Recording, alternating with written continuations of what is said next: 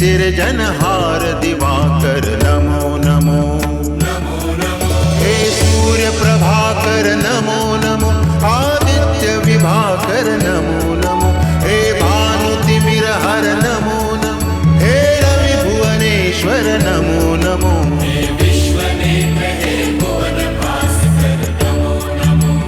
नमो नमो।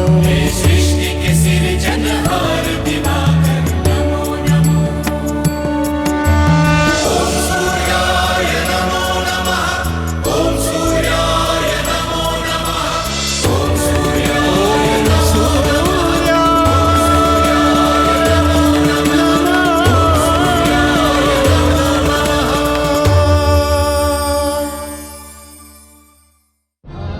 मनुष्य के स्वभाव के विकास में जितना योगदान उसके जन्म का होता है, उतना ही योगदान उसके पालन पोषण का भी होता है। यदि आप संसार की रक्षा करना चाहते हैं तो दिति पुत्र की शिक्षा दीक्षा अपनी वट छाया में ही करें, जिससे उसे उचित शिक्षा और संस्कार प्राप्त हो सके।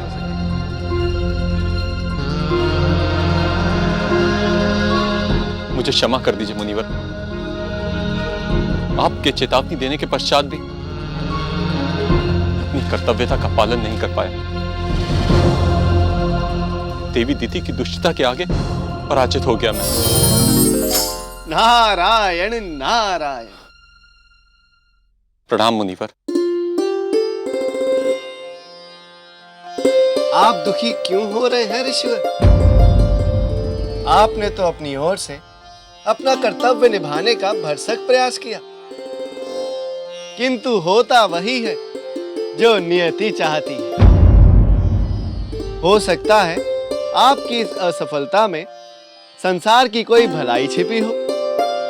मुनिवर, आपने जो कहा वो सत्य है, किंतु हम जैसे अज्ञानी मनुष्यों के मन में यह प्रश्न अवश्य उठता है कि ऐसे कार्यों से इस संसार का, इस जगत का क्या भला हो सकता है। नारायण नारायण। विद्या के खेल अनोखे हैं ऋषिवर। यदि मनुष्य उन्हें समझ सके तो वह स्वयं ईश्वर ना बन जाए, किंतु इतना हम अवश्य समझ सकते हैं कि यदि नियंता की इच्छा ना होती तो नव सृष्टि में देवी दिति के गर्भ से दैत्य जाति का जन्म ना होता।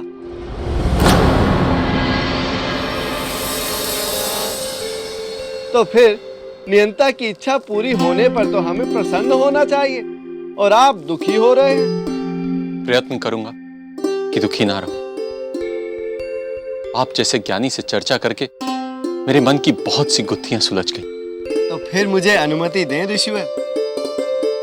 किंतु जाने से पहले मैं आपसे यह अवश्य कहना चाहूंगा कि आप अपने प्रयासों को ना छोड़ें। ना जाने कब भगवान सूर्यदेव की कृपा आपके प्रयासों पर हो जाए। वे तो अपनी इच्छा मात्र से नियंता के लिखे आलेख को भी बदल सकते हैं, क्योंकि वे खुद ही नियंता हैं और स्वयं ही नियति। देवऋषि, मैं आपकी शिक्षा को सदैव माथे से लगा के रखूंगा। नारायण नारायण।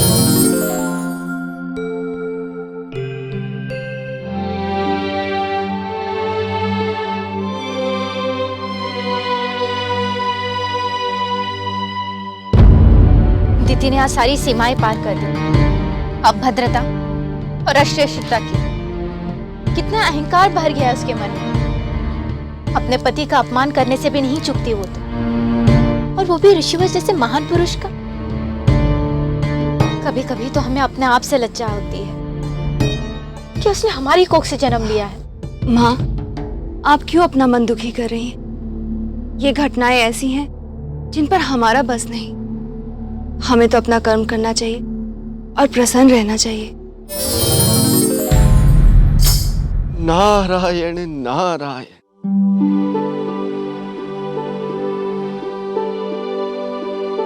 प्रणाम। कल्याण मस्तु। आप दोनों यहाँ क्या कर रही हैं? तो हमें कहाँ होना चाहिए था देवश्री? नारायण नारायण। आज इस आश्रम में एक भद्र पुरुष, एक महान पुरुष का अपमान हुआ है। उनका हृदय उद्विग्न होगा। यदि इस समय आप दोनों उनके साथ होती तो उनके मन का संताप कुछ कम हो जाता। हम भी उसी बारे में चर्चा कर रहे थे। चंद्रदेव जब शीतलता की वर्षा करेंगे तो ऋषिवर का अशांत मन शांत होने लगेगा।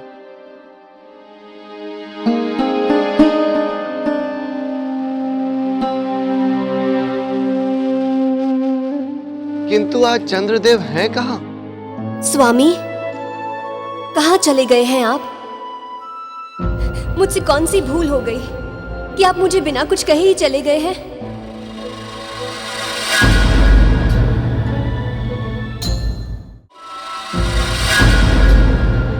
यहाँ मेरी बहनें भी दुखी हैं। क्या कारण है इसका स्वामी? और आप हैं कहाँ? कृपया लौट आइए और मुझे मेरी भूल का दंड दीजिए। दीदी, स्वामी न जाने कहाँ चले गए हैं और उन्होंने मुझसे कुछ कहा भी नहीं। वो कहाँ जा सकते हैं? पता हो तो हम मना के ले आए उन्हें। हम सब जाकर उनसे क्षमा मांग लेंगे। क्षमा मांग लोगी? क्या बात है? तुम लोगों ने कोई भूल की है क्या? मैं तुमसे विनती करती हूँ, मुझे बताओ कि जब स्वामी तुमसे भेंट करने आए थे तो क्या बात हुई थी? होना क्या था? हमारा तो भाग्य ही खोटा है दीदी। तुम तो बहुत प्रयास करती हो स्वामी को हमारे पास भेजने का, किंतु हमारा दुर्भाग्य है, उसके आगे तो तुम कर भी क्या सकती हो? तुमने तो समझाकर स्वामी को हमारे पास भेज दिया, किंतु उनके ही मन में हमारे प्रति प्रेम नहीं, तो समझाने से क्या होगा? प्रिय रोहिणी, इनकी बातें विश्वास योग्य नहीं हैं। इनके कहे में ना आ जाना। ये सब असत्य कह रही हैं। स्वामी, कहाँ हैं आप? और दर्शन क्यों नहीं दे रहे? मैं चंद्रलोक में ही हूँ, किंतु जब तक ये आपके साथ हैं तब तक मैं आपको दिखाई नहीं दूंगा। किंतु क्यों स्वामी? आप दर्शन क्यों नहीं देंगे? क्योंकि अब मैं निश्चय कर चुका हूँ कि अब मैं इन सबको दिखाई नहीं दूंगा। स्वामी, इन्होंने जो भी अपराध किया है उसके लिए मैं आपसे क्षमा मांगती हूँ। हमें क्षमा कर दीजिए स्वामी। हम सबसे बहुत बड़ा अपराध हुआ है, पर आपका हृदय तो बहुत विशाल है, सारे संसार को शीतलता प्रदान करते हैं। हमें क्षमा कर दीजिए। तुम लोग बताओ तो सही कि बात क्या है। यदि तुम मुझे बताओगी तो मैं उस समस्या का हल ढूंढूंगी। एक बार फिर कह रही हूँ, याद रखना पुत्रों, तुम्हारे पिताश्री और विमाता अदिति तुम्हारी माँ के सबसे बड़े शत्रु है। यदि तुम्हारे मन में उनके प्रति प्रेम के अंकुर फूटे तो वह स्वयं तुम्हारी माँ के साथ विश्वासघात के बराबर होगा। हम ये बात कभी नहीं भूलेंगे माताश्री। हम सब सदा वही करेंगे जो आप हमें करने के लिए कहेंगे। दिति पुत्रों, अन्याय केवल तुम्हारी माँ के साथ ही नहीं, तुम्हारे नाना अर्थात हमारे साथ भी जन्म के समय से होता रहा है। इस संसार में सबसे योग्य हम थे। हमारा अधिकार था कि संसार में सबसे पहले हम जन्म लेकर के ज्येष्ठ और सर्वश्रेष्ठ कहलाते हैं। किंतु उन दुष्ट वेदों ने षड्यंत्र करके सर्वप्रथम हमें जन्म नहीं लेने दिया। और दुख की बात यह है कि इनके पिताश्री स्वयं ब्रह्मदेव भी इसी षड्यंत्र के भागीदार बने हैं। और उनके अतिरिक्त एक दुष्ट प्राणी और है, वो चोटी वाला नारद। उसने तुम्हारे 11,000 मामाओं को बहकाकर भिखारी बना दिया। बहुत धूर्त है वो। पूरे संसार में घूम घूम कर न जाने क्या क्या प्रपंच रचता रहता है। तुम लोग उससे बहुत सावधान रहना। किंतु वो ऐसा क्यों करता है नानाश्री? वास्तव में वो देवताओं का भेदिया है, उनकी चाटुकारिता करता है। वे लोग जो करने को कहते हैं वही करता है। ऐसा है तो चलो अनुज, सबसे पहले चलकर उसी को दंडित करते हैं। हाँ भ्रातर्षि, चलो चलते हैं। ठहरो पुत्रों, तुम दोनों को केवल नारद मुनि को नहीं किंतु सारे संसार को अपने पराक्रमी चरणों में झुकाना है। और उसके लिए आवश्यक यह है कि पहले तुम दोनों योग्य सिद्धियां प्राप्त कर लो। ये एक ऐसी वस्तु है जिससे तुम दोनों को भांति भांति की शक्तियां प्राप्त होंगी और ये शक्तियां तुम्हें सदा के लिए अजय बना देंगी। और इसके पश्चात संसार में कोई भी शक्ति तुम्हें कभी भी परास्त नहीं कर सकेगी और तुम दोनों पूरे संसार पर राज करोगे। राज। तो फिर शीघ्र हमें भी दिलाइए ना सिद्धियां। हाँ, हमें तो अपनी मां पर हुए अत्याचारों का प्रतिशोध लेना है। किंतु पुत्र, सिद्धियां ऐसे ही नहीं मिल जाती। सिद्धियां प्राप्त करने के लिए कठिन परिश्रम करना पड़ता है। हम कठिन से कठिन परिश्रम करने को तत्पर हैं गुरुदेव। तो फिर चलो पुत्रों, तुम दोनों अपनी माता की अनुमति और आशीर्वाद प्राप्त करके मेरे साथ मेरे आश्रम चलो। वहां मैं तुम दोनों को अपना शिष्य बनाकर दीक्षा प्राप्त करवाऊंगा। और यदि तुम दोनों मेरे कहे अनुसार चलोगे और परिश्रम से यदि जी नहीं चुराओगे तो तुम दोनों को सिद्धियां अवश्य प्राप्त हो जाएंगी। परंतु गुरुदेव, आपने मेरे विषय में तो कुछ भी नहीं कहा। पुत्री सिन्हिका, तुम्हारा भविष्य पाताल के राजा के साथ बंधा है, किंतु वे और उनकी प्रजा, वीर दैत्य और असुर सृष्टि की रचना के पहले दिन से ही पाताल के अंधकार में सो रहे हैं। तो फिर मेरा क्या होगा गुरुदेव? चिंतित मत हो पुत्री, तुम्हारे दोनों भाइयों के साथ मैं अपने आश्रम पहुंचते ही जागृत यज्ञ का अनुष्ठान करूंगा और पाताल में सोए असुरवीर और दैत्यों को जगाऊंगा। उसके पश्चात तुम्हारा कल्याण अवश्य हो जाएगा। तो फिर शीघ्र ये सब कीजिएगा गुरुदेव। पुत्रों, मैं स्वयं भी यही चाहता हूं कि यह कार्य शीघ्रता से हो। और उससे पहले मैं यह भी चाहता हूं कि तुम तीनों मिलकर अपने मां की जय जयकार इतने ऊंचे स्वर में करो कि सारे संसार को पता चल जाए कि संसार में दैत्य जाति का आगमन हो चुका है। दैत्य माता दीदी की जय, दैत्य माता दीदी की जय, दैत्य माता दीदी की जय।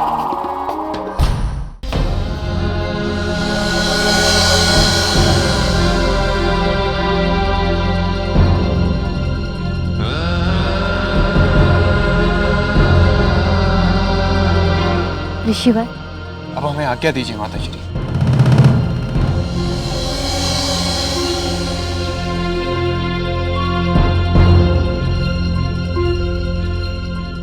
रुक जाओ।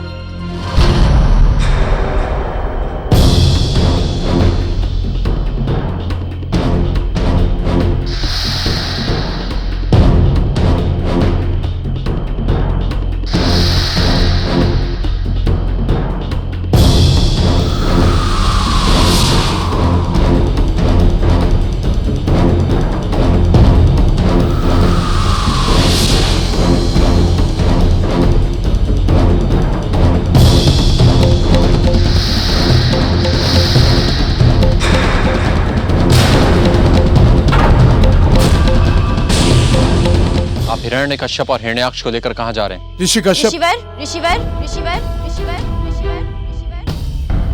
मेरे पुत्र दैत्य गुरु शुक्राचार्य से दीक्षा लेकर इस संसार पर जय प्राप्त करने के लिए बड़ी बड़ी सिद्धियां प्राप्त करने उनके आश्रम जा रहे हैं। तुम कहीं नहीं जाओगे पुत्रों, यहीं रहकर शिक्षा प्राप्त करोगे।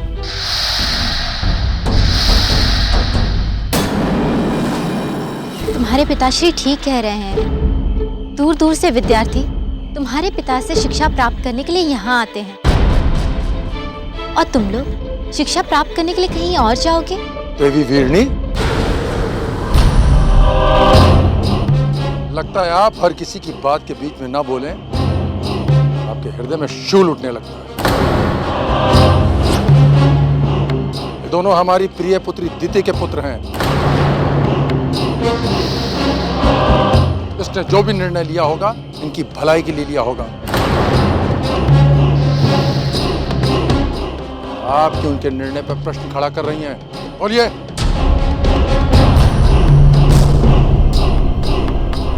प्रजापति दक्ष, आप भूल रहे हैं कि ये केवल देवी दिति के नहीं अपितु मेरे भी पुत्र हैं।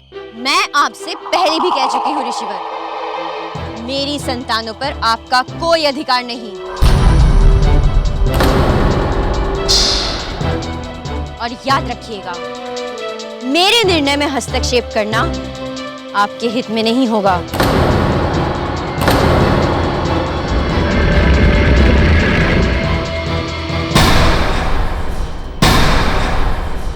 ऋषि कश्यप, बुद्धिमान व्यक्ति वो होता है जो एक बार समझाने से समझ जाए। तो आप बार बार समझाने से भी समझ नहीं रहे हैं। आपके लिए उत्तम यही होगा कि आप हमारी प्रिय पुत्री दिति और उसकी संतानों के मार्ग से हट जाएं। प्रजापति दक्ष, आप मेरे ससुर हैं और मेरे लिए पिता समान हैं। इसलिए मैं आपका मान रख रहा हूं। यदि आपने हम पति पत्नियों के बीच बोलना बंद ना किया तो मैं ये शिष्टाचार समाप्त करने पर विवश हो जाऊंगा।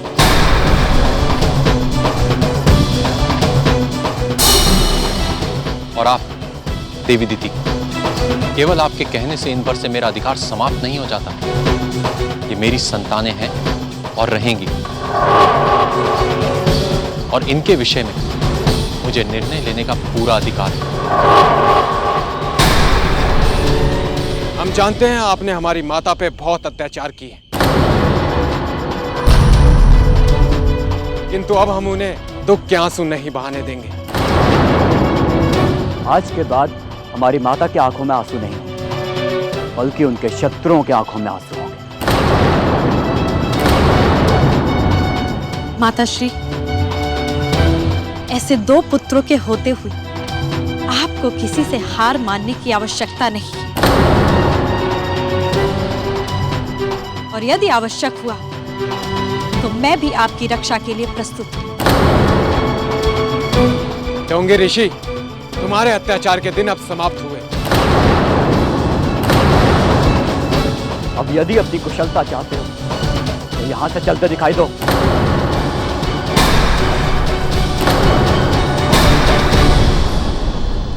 तुम लोग पागल हो गए हो क्या?